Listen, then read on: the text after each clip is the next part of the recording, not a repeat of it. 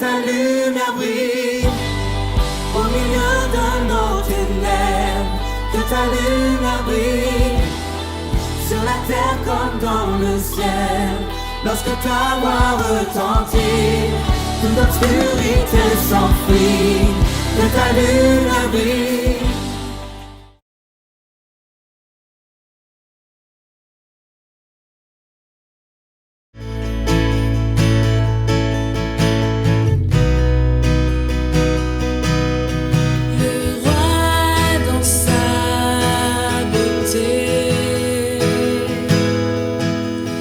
Vêtu de majesté, la terre est dans la joie.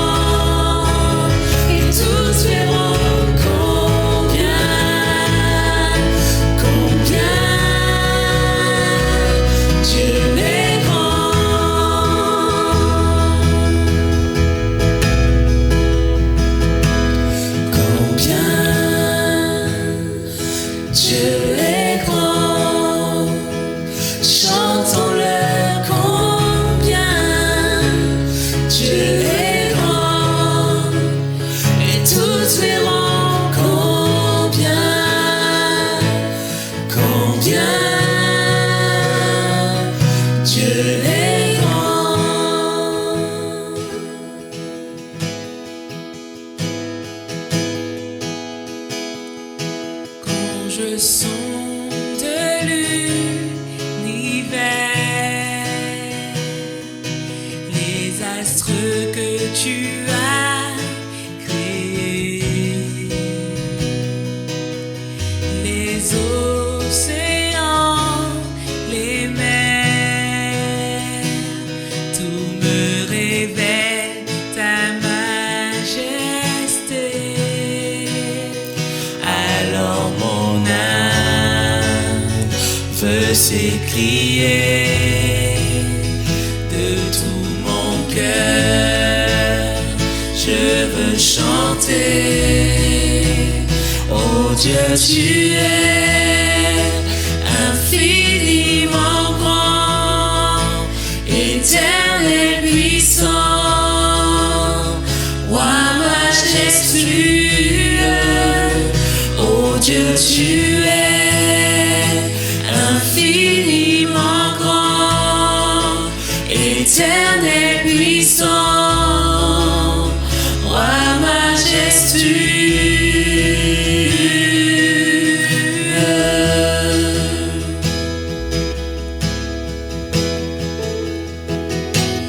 Quand je songe que tu m'as fait,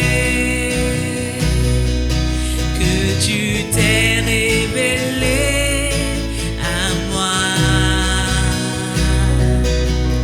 que pour moi tu as tout créé, tout me révèle ta bonté. Alors mon âme veut s'écrier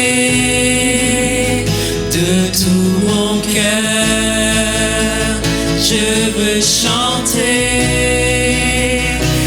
Alors mon âme veut s'écrier de tout mon cœur, je veux chanter. Oh Dieu, tu es infiniment grand, éternel, puissant, roi majestueux.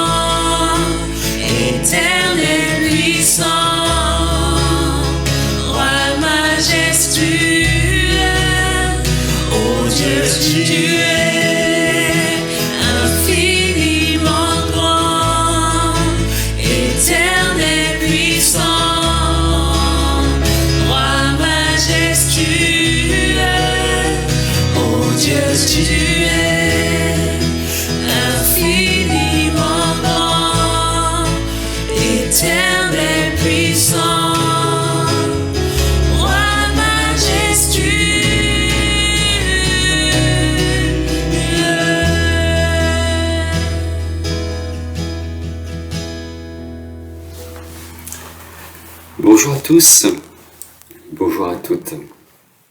Je suis très heureux et honoré d'être avec vous pour ce culte de Massy et pour partager ce message inspiré de la Bible, ce message qui m'est venu depuis quelque temps et qui revenait et j'aimerais pouvoir le partager avec vous.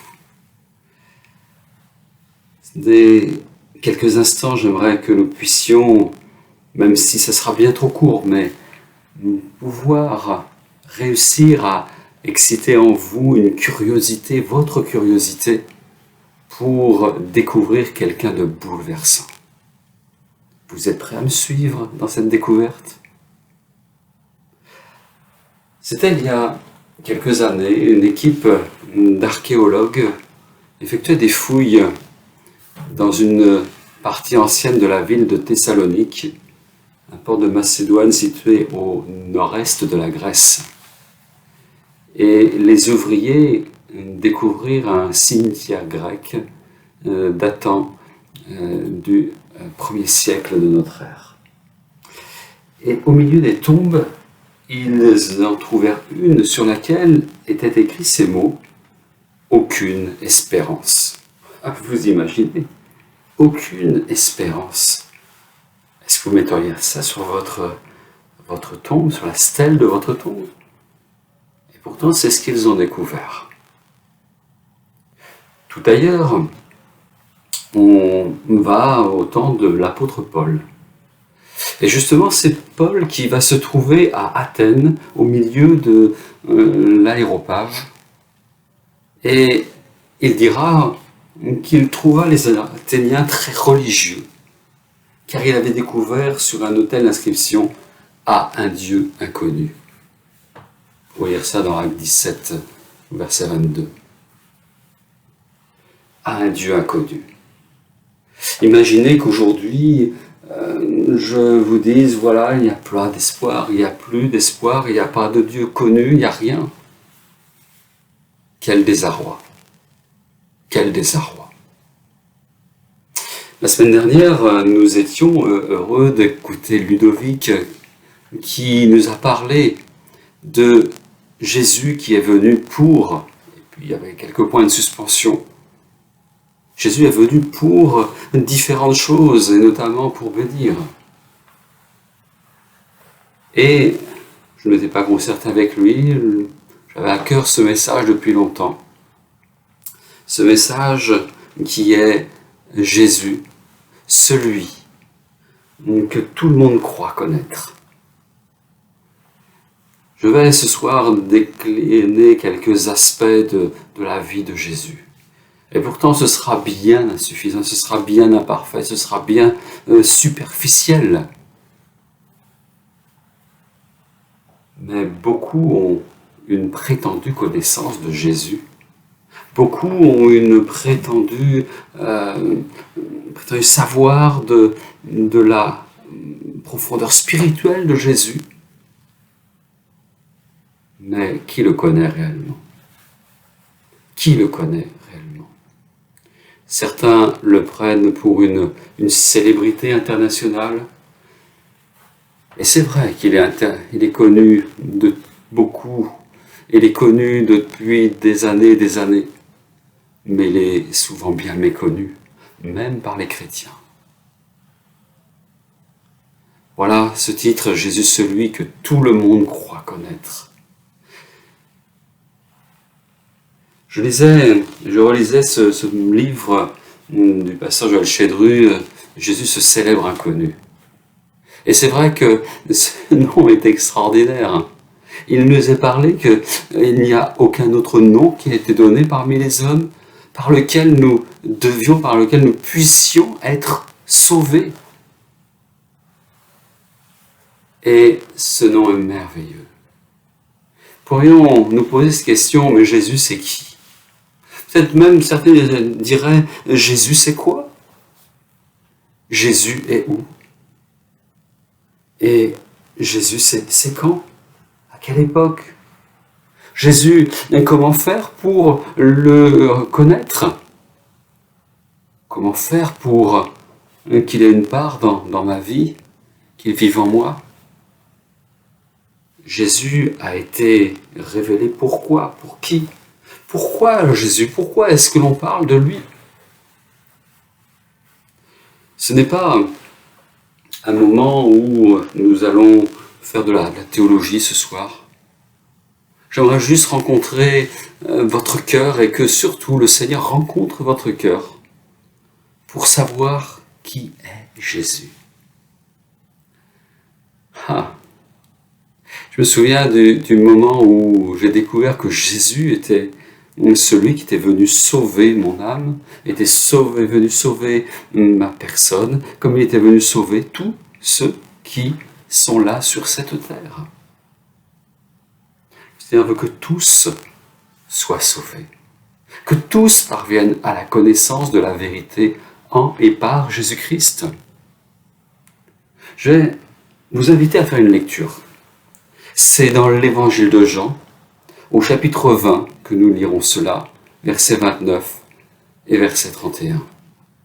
Ce passage se situe au moment où Jésus a été crucifié. Lui qui était sans faute, lui qui était sans péché, lui qui avait fait le bien, lui qui avait vraiment été un homme, mais aussi un Dieu, et pourtant il a été maltraité, méprisé. Et donc après cette crucifixion, miraculeusement, Dieu l'a ressuscité d'entre les morts. Et quand il va ressusciter, il va apparaître à de nombreux témoins, et particulièrement à un homme qui s'appelle Thomas. Et donc, voici ce qui est écrit dans Jean, au chapitre 20, verset 29. Jésus s'adresse à Thomas, « Parce que tu m'as vu, tu as cru.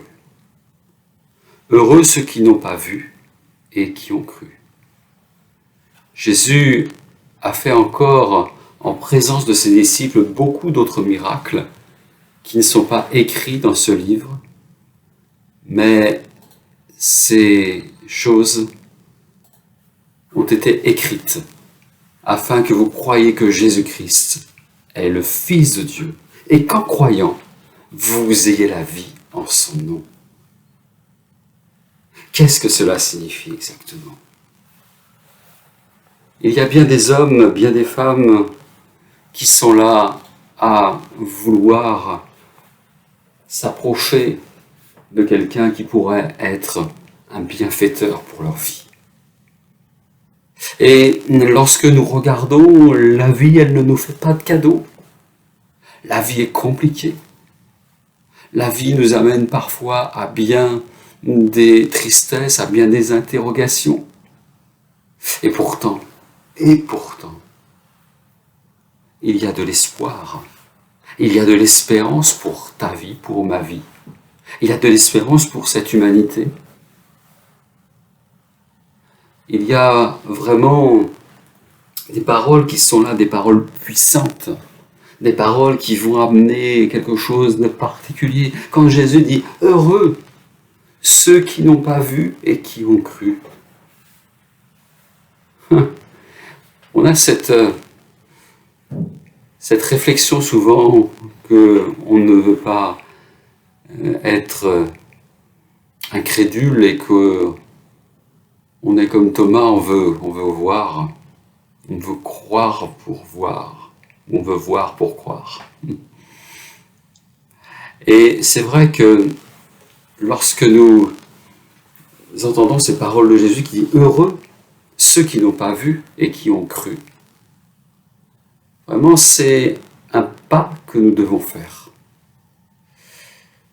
Je pourrais passer sur tous les aspects de la vie de Jésus, de sa naissance miraculeuse, naissance extraordinaire, naissance où ça a bouleversé la terre, ou même au moment de la naissance de Jésus. Il est écrit qu'il y a eu une manifestation glorieuse dans le ciel, où les anges sont mis à glorifier Dieu de la venue de Jésus. Même lorsque l'on regarde Jésus dans son enfance, qui croissait en sagesse, en stature, Lorsque l'on voit Jésus dans son ministère terrestre, à 30 ans, il commence à accomplir cette mission que son Père céleste lui a donnée. Et l'on voit Jésus ému de compassion. On voit Jésus aller vers les foules qui sont là, cherchant de l'espoir, cherchant une délivrance.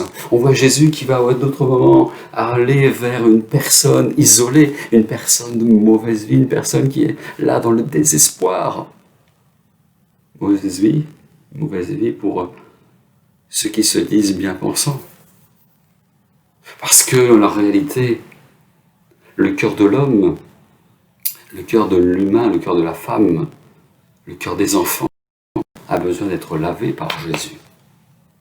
Il y a Jésus qui va aller vers toutes les personnes qui ont des besoins, certains qui sont captifs de démons, certains qui vont être là, avec des maladies incurables, des maladies qui durent depuis des décennies.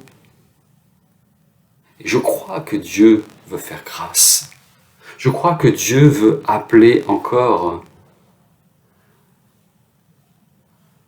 Jésus a fait, en présence de ses disciples, nous venons de le lire, beaucoup d'autres miracles qui ne sont pas écrits dans ce livre. Il a fait beaucoup de miracles.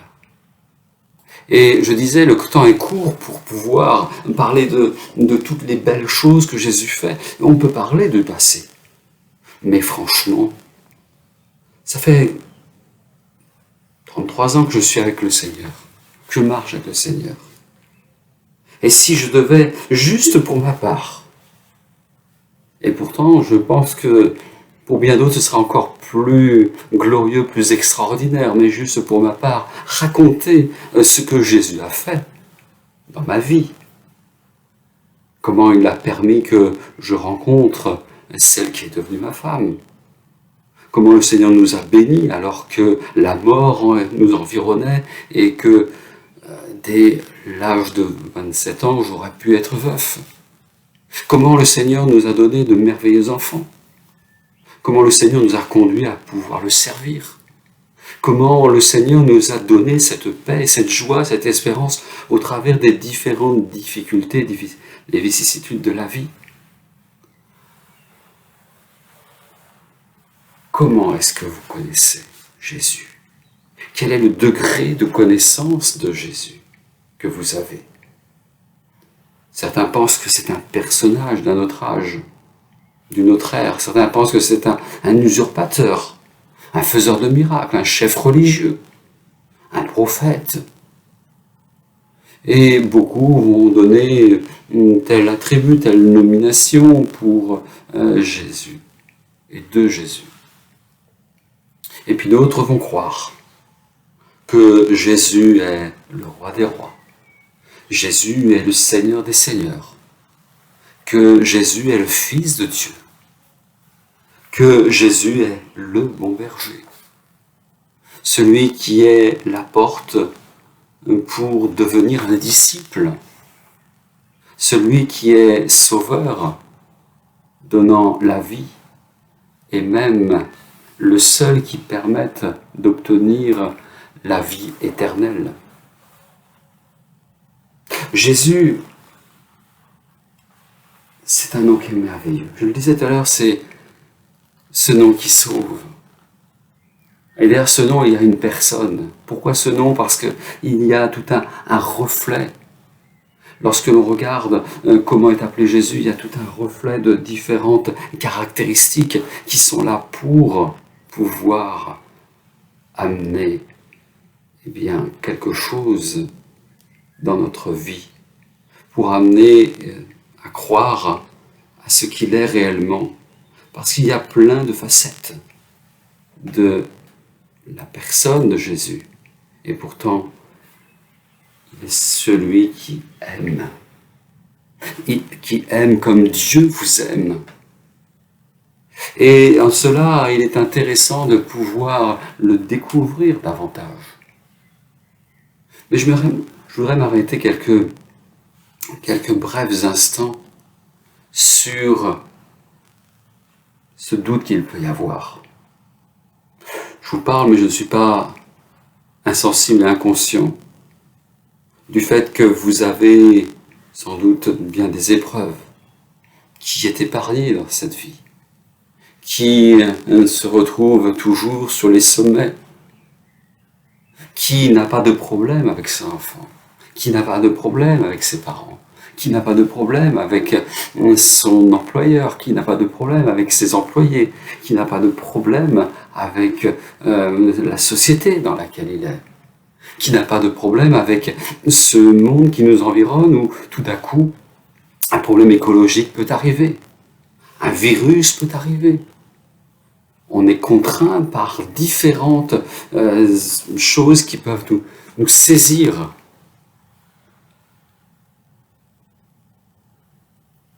L'amour de Dieu se manifeste ce soir.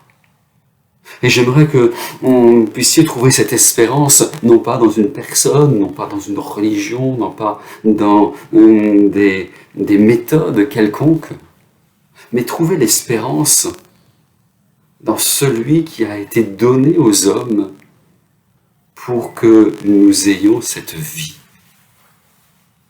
Car lui-même a donné sa vie pour que nous ayons en retour cette vie éternelle.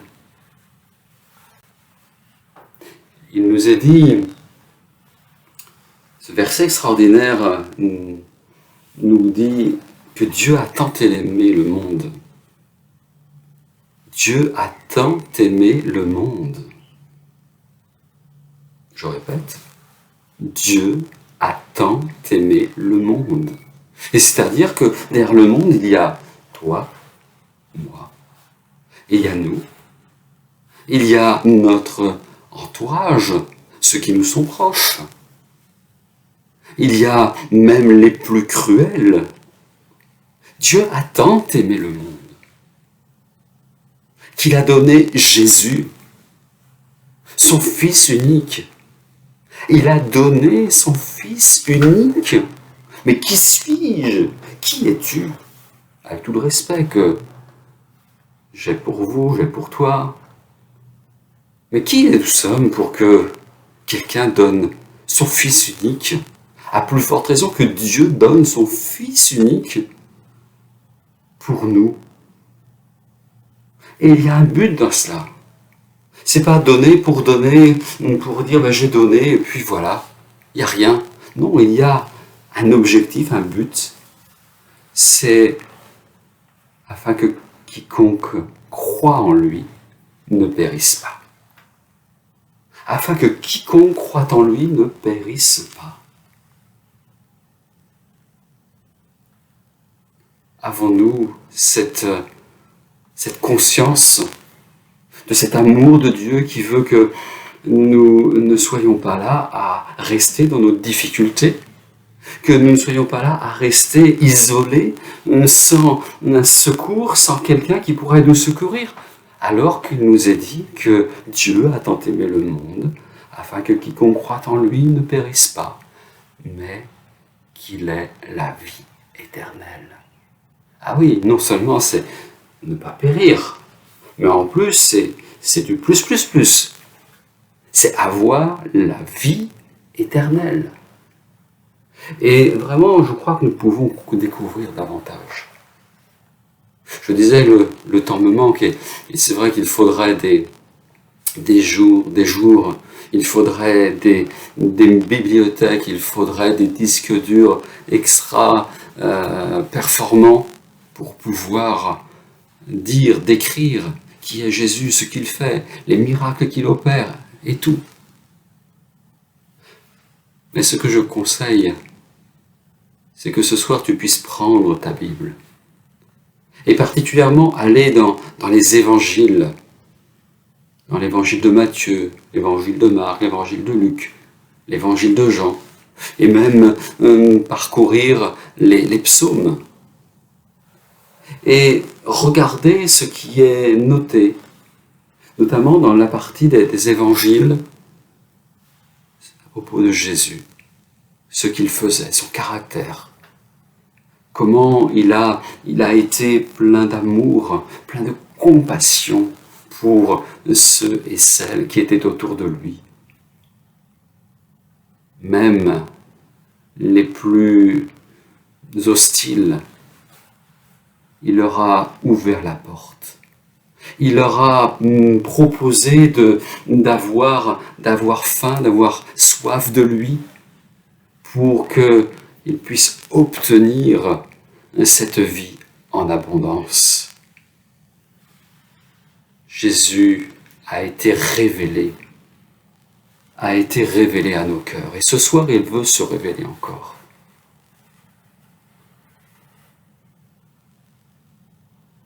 C'est perturbant de voir que des paroles qui ont été apportées par Jésus peuvent transformer, bouleverser les cœurs, bouleverser les vies. Il nous est dit, de la part de personnes, des huissiers qui étaient là au moment de la crucifixion, mais jamais homme n'a parlé comme cet homme. Jamais homme n'a parlé comme cet homme. Et c'était des paroles de grâce, des paroles d'espoir. Je vous invite à rechercher dans la Bible, à rechercher dans la parole, à prier Dieu pour qu'il vous éclaire, qu'il éclaire votre cœur pour connaître réellement Jésus. Parce que je peux vous parler de Jésus et intellectuellement vous pouvez comprendre, réaliser un certain nombre de choses et même adhérer à un certain nombre de choses. Mais ce qui est le plus important, c'est de permettre que Jésus puisse entrer dans votre cœur. Et là, vous obtiendrez la vraie vie. Alléluia. Là, vous obtiendrez la vraie vie. Cette authentique révélation de celui qui a été ému de compassion devant ceux qui étaient dans le besoin, devant les personnes individuellement comme devant les foules, comme devant des nations. Là, vous verrez comment Jésus peut guérir tous les malades, délivrer les captifs, délivrer ceux qui sont sous l'emprise du diable. Là, vous verrez celui qui est capable de donner la vie éternelle et d'accueillir quiconque pour une vie dans sa paix et sa joie. J'aimerais faire cette lecture de Philippiens 2. Et là, le texte va être un petit peu retravaillé avec plusieurs versions. Il dit ceci, à partir du verset 5, de conditions divines. Jésus n'a pas regardé son égalité avec Dieu comme un butin à préserver, mais il s'est dépouillé lui-même, en prenant une forme de serviteur, en devenant semblable aux hommes. Reconnu comme un simple homme, il s'est humilié lui-même, en faisant preuve d'obéissance jusqu'à la mort, même la mort de la croix.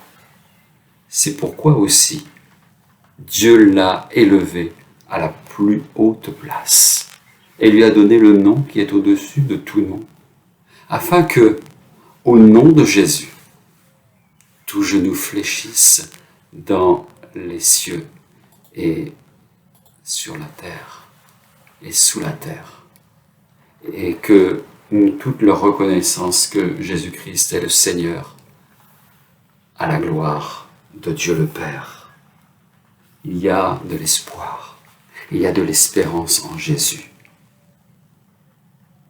C'était juste une brève introduction à une découverte extraordinaire, excitante, bouleversante, je disais en introduction, que Dieu veut faire avec vous. Je crois que nous pouvons louer le Seigneur, nous pouvons remercier le Seigneur ce soir de ce qu'il a envoyé un sauveur. Il a envoyé le sauveur, Jésus, pour vous, pour que vous ayez la vie et pour que nous ayons la vie en abondance. Amen. On prie ensemble. Seigneur, merci. Merci pour ta grâce. Merci pour ton amour. Merci pour ce que tu es, pour tout ce que tu fais. Oui, manifeste ton nom dans nos cœurs et dans nos vies. Glorifie ton nom dans nos cœurs et dans nos vies. Oui, au nom de Jésus, nous te prions pour que nous puissions découvrir le Fils de Dieu, te découvrir, Seigneur Jésus, et que nous puissions te voir comme tu es, au nom de Jésus. Merci, mon Dieu. Amen. Merci Seigneur pour qui tu es. Merci Seigneur parce que tu nous aimes malgré tout. Merci pour ton sacrifice Seigneur. Pour l'œuvre gratuite du salut.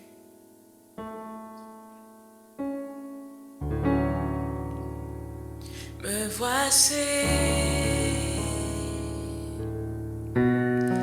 Je m'abandonne. Premier des pécheurs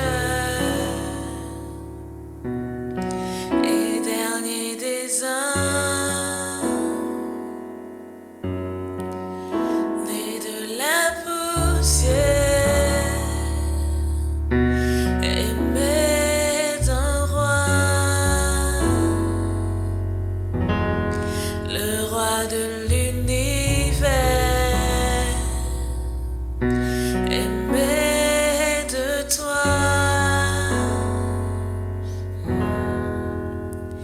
à genoux, mon cœur se noie quand je contemple la croix,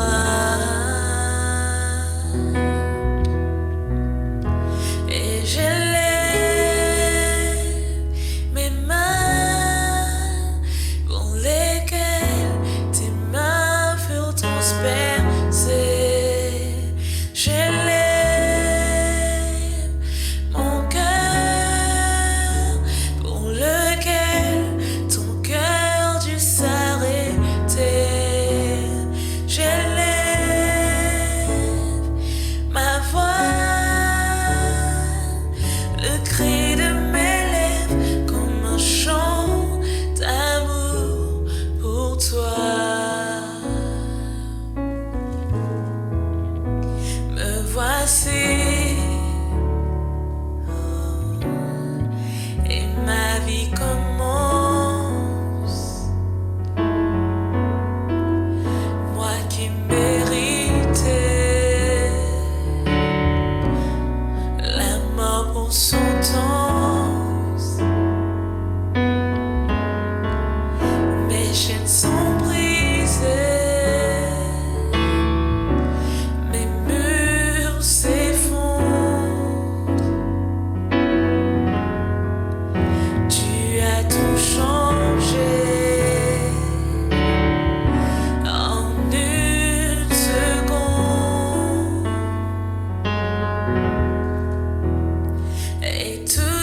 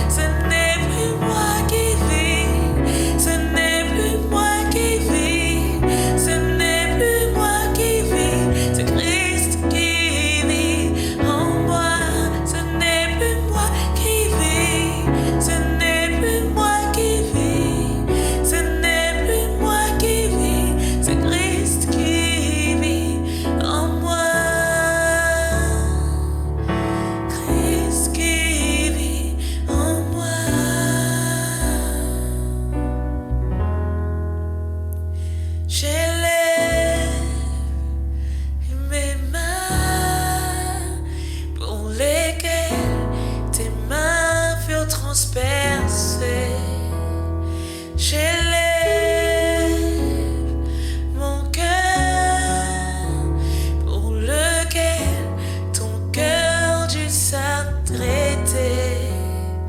J'élève ma voix, le cri de mes lèvres comme un chant d'amour pour toi. Amen.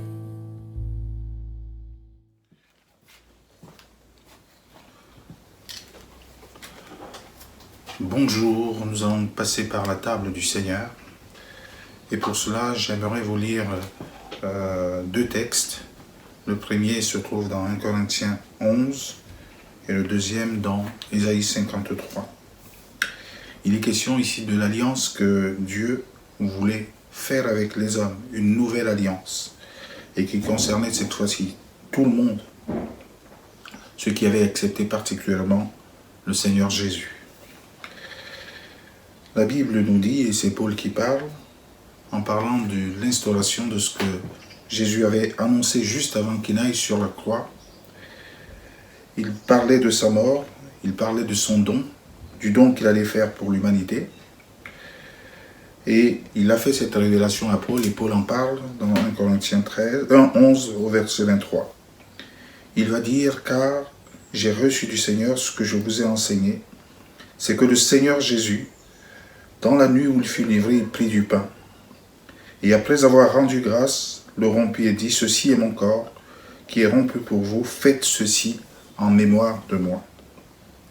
De même, après avoir soupé, il prit la coupe et dit, cette coupe est la nouvelle alliance en mon sang. Faites ceci en mémoire de moi toutes les fois que vous en boirez. Car toutes les fois que vous mangez ce pain et que vous buvez de cette coupe, vous annoncez la mort du Seigneur jusqu'à ce qu'il revienne. Jusqu'à ce qu'il vienne. Il y a quelques points qu'on peut mettre ici en évidence. Ce geste que nous faisons de manière symbolique a une grande importance. C'est un mémorial. On le fait en mémoire de ce que Jésus a fait. La deuxième chose, c'est que ce texte nous parle d'une alliance. Une alliance que Dieu a voulu faire avec les hommes. Une alliance avec le sang. Sans effusion de sang, nous rappelle la parole de Dieu, il n'y a pas de pardon. Au travers donc de ce geste symbolique que nous accomplissons ici, nous reconnaissons que par le sang de Jésus, par le sacrifice de Jésus, nous avons le pardon de nos péchés. Cette alliance a été annoncée 600 ans avant que Jésus n'accomplisse l'acte qu'il a fait. Et dans Ésaïe 53, il nous est révélé comment cela allait se passer. Ésaïe 53 nous dit, qui a cru à ce qui nous était annoncé, qui a reconnu le bras de l'Éternel, il s'est élevé devant lui. Lui comme une faible plante, comme un rejeton qui sort d'une terre desséchée. Il n'avait ni beauté ni éclat pour attirer nos regards, et son aspect n'avait rien pour nous plaire. Méprisé, abandonné des hommes, homme de douleur, habitué à la souffrance, semblable à celui dont on détourne le visage, nous l'avons dédaigné, nous n'avons fait de lui aucun cas, cependant ce sont nos souffrances qu'il a portées, ce sont nos douleurs qu'il s'est chargé, de nos douleurs qu'il s'est chargé, et nous l'avons considéré comme puni, frappé de Dieu et humilié, mais il était blessé pour nos péchés, brisé pour nos iniquités. Et le châtiment qui nous donne la paix est tombé sur lui, et c'est par ses meurtrissures que nous sommes guéris. Je vais arrêter là ma lecture. Mais ce que je peux remarquer, c'est qu'il est venu pour des buts précis. 1, pour nous soulager de nos souffrances. 2, pour porter la totalité de nos péchés. Et ce qui nous séparait de Dieu a été brisé par cet acte. La parole de Dieu nous dit, ce sont vos péchés qui vous séparent de Dieu. qui vous éloigne de Dieu, qui ne vous rend pas propre à être dans la présence de Dieu. Jésus ayant accompli cet acte, il nous a réconciliés avec le Père et nous pouvons désormais entrer librement devant le trône de la grâce. Nous allons donc prendre le pain et le vin en nous souvenant de tout ce que Jésus a fait pour nous. Et il a fait pour matérialiser ici l'amour que Dieu avait à notre égard. Je vais donc prendre un morceau de pain. Et si vous êtes chez vous et que vous avez préparé le pain et le vin, vous pouvez le prendre avec moi.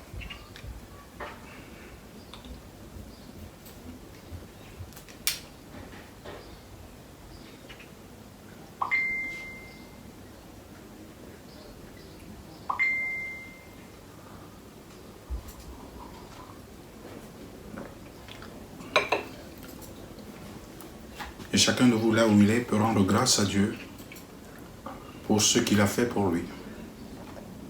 Père Céleste, je te dis merci. Merci pour ton amour pour moi. Merci pour le sacrifice au travers de Jésus. C'est un sacrifice sur la croix qui me permet d'entrer librement devant le trône de la grâce et obtenir miséricorde et grâce. Seigneur, merci pour tant d'amour.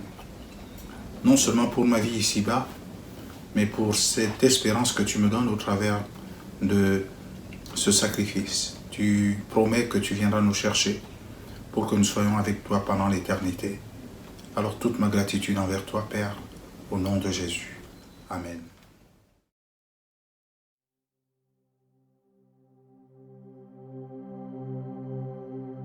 Jésus est le bon berger et ses brebis connaissent sa voix. Je connais ta voix, Seigneur. Si je me tais, oh, j'apprendrai à écouter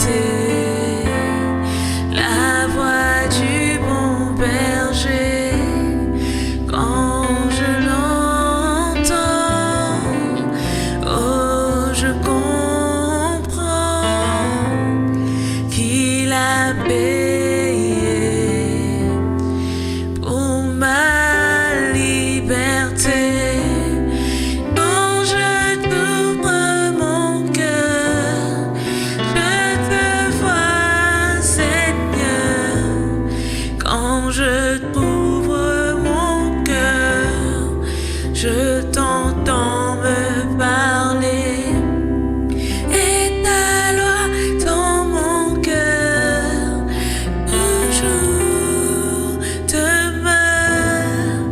Et ta vie à chaque heure coule comme un torrent.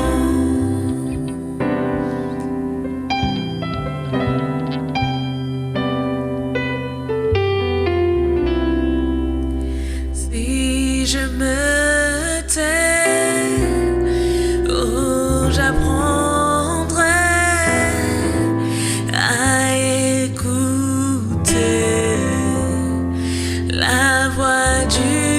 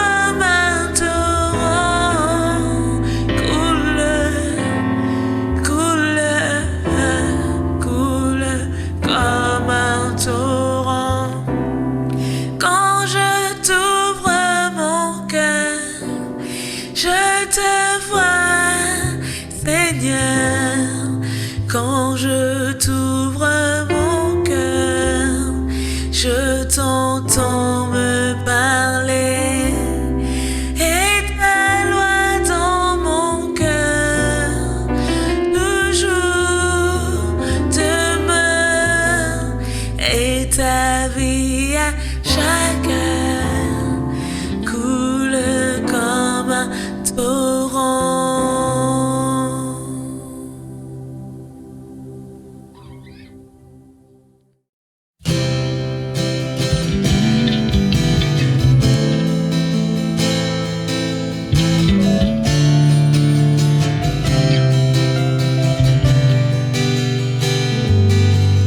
Je viens t'offrir, Seigneur, ce que j'ai de meilleur. Je viens t'offrir ma vie. Oui, à toi, Jésus-Christ. Même si je suis fragile, et même si c'est difficile, je chanterai gloire à l'Éternel. Je chanterai louange à son nom. Je chanterai Dieu, mon essentiel. Je chanterai en l'honneur de son nom. Je viens te dire, Seigneur, que tu es mon bonheur. Non, rien ne peut détruire notre bel avenir. Et même si je suis fragile, et même si c'est difficile, je chanterai gloire à l'Éternel. Je chanterai louange à son nom.